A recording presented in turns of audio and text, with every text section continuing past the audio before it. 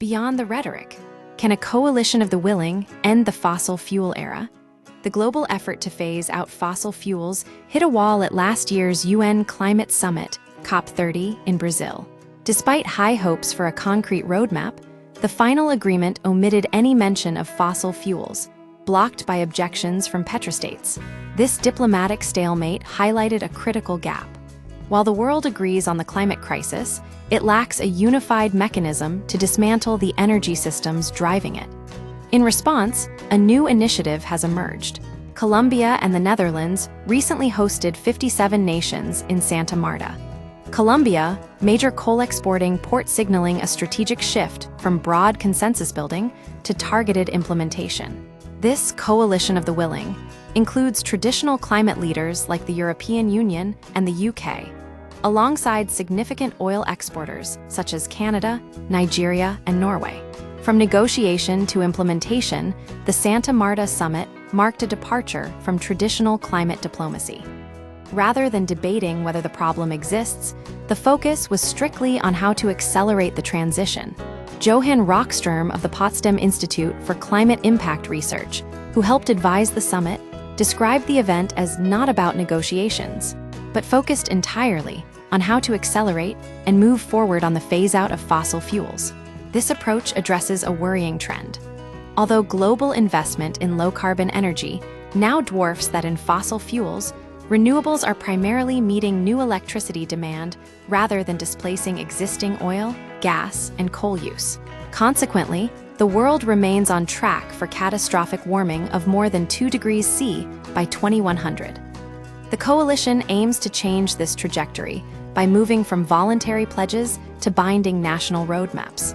National roadmaps and economic incentives participants agreed to develop national transition plans ahead of a follow-up conference next year in Tuvalu, with a pre-conference in Ireland.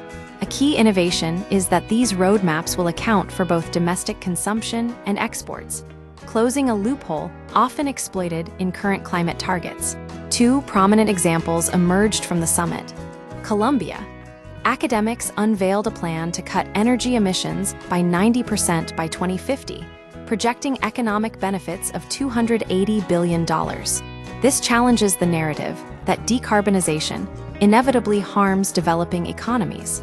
France, becoming the first high-income nation to issue a formal roadmap, France set hard deadlines, ending coal by 2030, oil by 2045, and gas by 2050.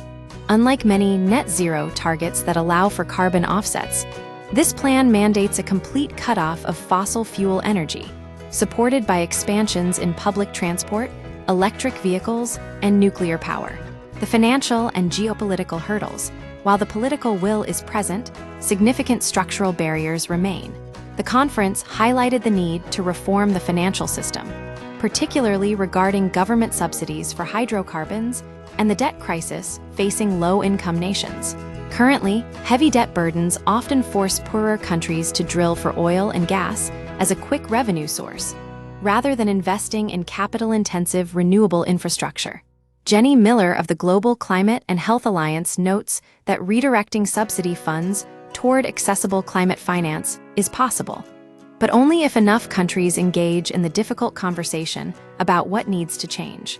However, skeptics warn that diplomacy alone cannot solve the supply-demand dynamic.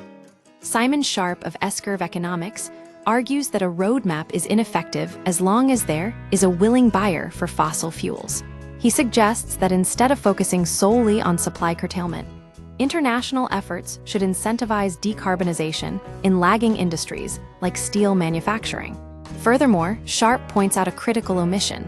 Major emerging economies like China, India, and South Africa were not invited to Santa Marta, limiting the global impact of any agreements reached.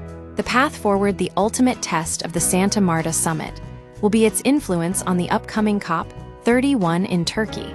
Joanna DePledge of the University of Cambridge poses the central question. Do you just preach to the converted, or do you just try even harder to get some kind of consensus in the COP? The value of this coalition lies in its ability to demonstrate that a fossil-free future is economically viable and politically feasible. If these national roadmaps can be translated into broader international agreements that engage even the most resistant exporters, the summit may well mark the beginning of the end for the fossil fuel era.